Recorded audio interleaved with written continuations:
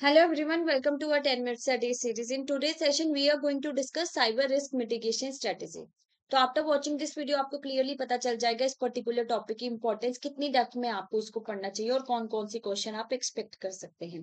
And अगर आप जैब नवंबर को टारगेट कर रहे हैं ना तो you should have a fair idea of previous year questions, most important topic and important MCQs, क्योंकि आपको रियल एग्जाम का पैटर्न पता चलता है और प्रैक्टिस हो जाती है साथ में. तो what you can do, you can access the file जिसका लिंक जो है डिस्क्रिप्शन बॉक्स में दिया हुआ है. तो चलिए स्टार्ट करें with our today's topic, that is cyber risk mitigation strategy. सबसे पहले तो रिस्क मिटिगेशन स्ट्रेटजीज का यूज क्या है. देखिए, हमने डिस्कस किया था कि जैसे जैसे टेक्नोलॉजी चेंज हो रही है, एडवांसमेंट हो रही है टेक्नोलॉजी में, तो साइबर क्रिमिनल्स भी न्यू न्यू वेज ढूंढते हैं कि कैसे हम एक सेक्टर को हैक कर पाए. जैसे ज्यादा प्रोन जो इंडस्ट्री थी वो हमने डिस्कस किया था कि फाइनेंशियल इंडस्ट्री है, हमारे बैंक्स, हेल्थ केयर को टारगेट करते हैं, फाइनेंशियल को टारगेट करते हैं, बैंक्स, बीएफएस वगैरह को. तो इन इंडस्ट्रीज में बहुत ज्यादा मतलब ये रिक्वायरमेंट है कि हम जो है प्रॉपर जो है मिटिगेशन स्ट्रेटेजीज इंप्लीमेंट कर रहे हैं जिससे कोई भी साइबर क्रिमिनल हमारे बैंक के ऐप या सिस्टम को हैक ना कर पाए. राइट. तो कौन कौन सी स्ट्रेटेजीज हैं, क्योंकि बिजनेस की कॉन्टिन्यूटी के लिए ये जरूरी है. हमने ये भी डिस्कस किया था कि अगर साइबर अटैक जैसी चीज हो जाती है तो फाइनेंशियल डाटा तो गया, कस्टमर का डाटा तो गया, पर बैंक की रेपुटेशन भी चली जाती है और लॉस भी होता है.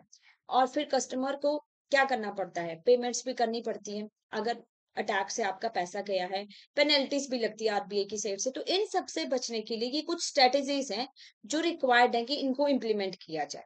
सबसे पहले बात करते हैं एप्लीकेशन वाइट लिस्टिंग. ये क्या चीज होती है. देखिए, जैसे मान लीजिए आपके घर में ना आपने अलाउ किया कि आपके फ्रेंड ही आएंगे, ठीक है, जिनको आप जानते हो, स्ट्रेंजर्स आर नॉट अलाउड. सो आपने व्हाइट लिस्टिंग कर ली. सिमिलरली अब इसको समझेंगे बैंक के पॉइंट ऑफ व्यू से कि आपके जो कंप्यूटर है ना उसमें सिर्फ आपके जो बैंक की ऐप है या और कोई इंपॉर्टेंट सॉफ्टवेयर है वही रन होगा. आप कोई अपने सिस्टम पे कोई गेमिंग ऐप या एनी अदर ऐप इंस्टॉल करके नहीं बैठ जाओगे. क्यों? क्योंकि इनसे रैंसमवेयर और मॉलवेयर के अटैक होने के चांसेस रहते हैं. तो जो ऑथोराइज चीजें हैं बैंक की साइड से जो अलाउड है, जो सिस्टम के लिए रिक्वायर्ड है, वही यूज होंगी. ओके. पैचिंग एप्लीकेशन का मतलब क्या होता है कि देखिए पैचिंग एप्लीकेशन ना, पैच का मतलब क्या होता है. मान लीजिए आपके विंडो में ना एक छोटा सा होल हो गया, राइट. अब आप उस चीज के लिए पूरी विंडो तो नहीं चेंज करेंगे ना, उस होल को रिपेयर करते हैं, वहां पे पैच लगाते हैं. तो पैचिंग एप्लीकेशन का मतलब क्या होता है, एक छोटा सा update. What does this mean, small update जो बहुत इंपॉर्टेंट रोल प्ले करता है. अब वानाक्राई रैंसमवेयर अटैक जो हुआ था ये इसी वजह से हुआ था कि हमने पैच रिपेयर नहीं किया. जो वर्ल्ड वाइड रैंसमवेयर अटैक हुआ था जो हमने प्रीवियस 10 मिनट डे सीरीज में भी डिस्कस किया था एग्जांपल के तौर पे, कि एक साथ ही 2 लाख, अब 2 लाख समथिंग कंप्यूटर्स को उसने क्या कर लिया था, इफेक्ट कर लिया था.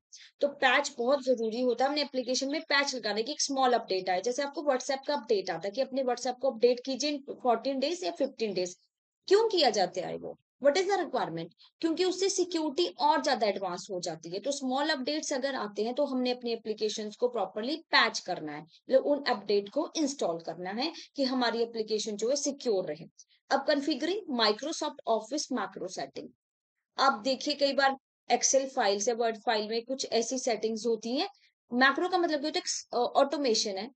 इसमें मान लीजिए कुछ फाइल्स होती है तो यहाँ से ना हैकर सिस्टम में आने की कोशिश करते हैं, तो इनको डिसेबल करना है. क्या करना है हमें, डिसेबल. हमें ये ऑन नहीं रखनी है. Otherwise there are the risk कि माइक्रोसॉफ्ट एक्सेल पे आपने कोई फाइल अपलोड की या आप कोई ओपन करो, डाउनलोड किया आपने, उसके साथ ही मैक्रो सेटिंग्स में कुछ ऐसी अनऑथोराइज्ड एक्सेस से हैकर ने अटैक कर दिया. एप्लीकेशन हार्डनिंग, जैसे आप अपने घर को सेफ रखने के लिए वॉल्स बनाते हो प्रॉपरली, जो जहां से कोई ना चोरी ना कर सके, डोर्स को लॉक करते हो प्रॉपरली, तो वैसे ही एप्लीकेशन हार्डनिंग करनी चाहिए. इसका मतलब ये है कि आपके एप्लीकेशन में अननेसेसरली चीजें रन ना हो, उनको डिसेबल किया जाए अननेसेसरली सेटिंग्स को. जैसे मान लीजिए एसबीआई की योनो ऐप है, तो यहाँ पे जो भी रिक्वायर्ड नहीं है चीजें उनको डिसेबल कर दो, राइट. उनको ऑफ कर दो, जिनसे खतरा हो सकता है कि कोई क्रिमिनल अटैक कर दे या कोई डाटा चोरी कर. रिस्ट्रिक्टिंग एडमिनिस्ट्रेटिव प्रिविलेजेस का मतलब क्या होता है कि जब भी किसी चीज को एक्सेस करना है, मान लीजिए टेलर का काम क्या होता है, वो उसके डिपार्टमेंट पे है, वो वहां पे काम करेगा, उसको उतना ही एक्सेस मिला है, वो लोन डिपार्टमेंट में जाके वहां पे फाइल्स को एक्सेस करने नहीं लग जाएगा। तो जैसे अगर आप कोई बड़ा लोन पास करते हो तो वहां पे ब्रांच मैनेजर का अप्रूवल रिक्वायर्ड होता है ना, आप उसको पास नहीं कर सकते, you are not authorise to do. आपको अपने रिस्पॉन्सिबिलिटी के अकॉर्डिंग, जो भी आपको रिस्पॉन्सिबिलिटी दी है उसके अकॉर्डिंग ही आपको काम करना है।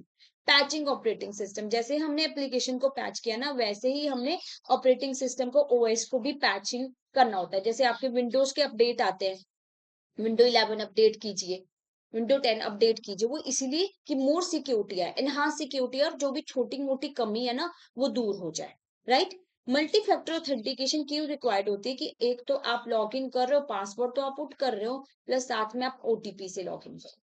ये क्यों रिक्वायर्ड है, व्हाट इज द नीड? क्योंकि अगर मान लीजिए किसी स्मार्ट हैकर ने पासवर्ड को डिकोड कर दिया, ओटीपी तो नहीं कर सकता ना, ओटीपी तो आपके फोन पे आ रहा है, आप उसको एंटर करेंगे। तो इसलिए मल्टी फैक्टर ऑथेंटिकेशन रिक्वायर्ड होती है ज्यादा सिक्योरिटी के लिए। डेली बैकअप्स लेनी चाहिए। बैकअप्स क्यों लिए जाते हैं? जैसे बैंक में डेली बैकअप्स लिए जाते हैं कि मान लीजिए कोई साइबर अटैक हो भी जाता है, हम प्रॉपर सारे प्रिकॉशंस ले रहे हैं, स्ट्रेटेजीज को फॉलो कर रहे हैं, सीसीटीवी कैमरा प्रॉपरली वर्किंग है, आपका हर एक सिस्टम अप टू डेट है, बट स्टिल मान लीजिए कोई अटैक हो भी जाता है, तो जो अगर आप बैकअप नहीं लेंगे तो आपका वैल्यूएबल डाटा तो गया, जो सबसे ज्यादा जरूरी होता है एक बैंक के लिए, कस्टमर का डाटा। तो इसलिए बैकअप्स लिए जाते हैं कि वो डाटा सेफ रहे। So that's all about the risk mitigation strategies जो हमारे साइबर अटैक के रिस्क को कम कर देती है। अब इसके रिगार्डिंग क्वेश्चन डिस्कस कर लेते हैं कि व्हाट इज एप्लीकेशन हार्डनिंग। ये हमने डिस्कस किया था सबसे पहले। तो क्या है एप्लीकेशन हार्डनिंग? क्या हम इंस्टॉल कर रहे हैं ऑल ऑप्शनल फीचर्स, या हम रिमूव कर रहे हैं अननेसेसरी फीचर और स्ट्रेंथनिंग कर रहे हैं सिक्योरिटी को, blocking all the internet access, reinstalling the OS? What is the right answer? It seems B. So B is the right answer. Next question, which strategies reduce risk by requiring password plus second verification method? तो second verification method में हम क्या कर रहे थे? OTP. तो multi factor authentication is the right answer. Okay. So if you're targeting JAP November 2025, so we have a master course for you जहाँ पे इन 4 components को comprehensively cover करवाया जाता है with concept classes जो कि है recorded form में आपको मिलती हैं classes, live classes होंगी आपकी just before the exam, short notes आपको provide किए जाते हैं and along with that full length mock test series भी आपको मिलेंगी। तो what you can do, description box में जाइए, वेबसाइट्स के लिंक पे क्लिक कीजिए, वहां पे कूपन कोड यूज कर सकते हैं JAP75। And side by side हमारा नवंबर का जो है लाइव क्रैश कोर्स चल रहा है, बैच 2 हैज बीन लॉन्च्ड, तो आप उसमें भी एनरोल कर सकते हैं। जैप में क्लिक कीजिए, कॉम्बो में जाइए और आपको सारी डिटेल्स मिल जाएंगी। In further if you have any doubt, any other query, तो आप हमें इस नंबर पे कॉल कर सकते हैं और मेल भी कर सकते हैं hello@edutab.co.in। एंड इन फर्दर आप हमारी वेबसाइट एक्सेस कर सकते हैं www.edutab.co.in। Thank you so much.